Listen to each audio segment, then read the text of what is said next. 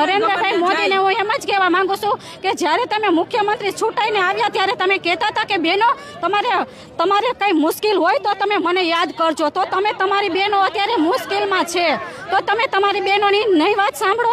અમે એટલું જ કહેવા માંગીએ છીએ અમને અત્યારે શું કામ ઘર બે ઘર કરો છો?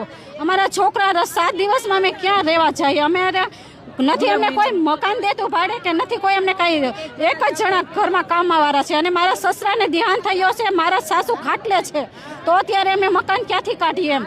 અને નરેન્દ્રભાઈ મોદી કહેતા હતા ને જ્યારે કે બેનો જરૂર હોય ત્યારે તમે મને કહેજો એમ. તો અત્યારે નરેન્દ્રભાઈ મોદીને એટલું જ કહેવું છે કે તમે ક્યાં છો? તમારી બહેનો હેરાન છે, પરેશાન છે અત્યારે.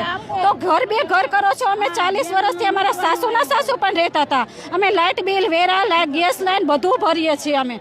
અને અત્યારે 7 દિવસમાં એમ કહી દે કે તમે ખાલી કરી દો તો અત્યારે અમે ક્યાં જઈએ? 7 દિવસમાં અમને કોઈ મકાન ભાડે પણ નથી દેતું. એક જણા કામવાળા હોય, 7 જણા ખાવાવાળા હોય તો કેમ અમારે કરવાનું ગુજરાન?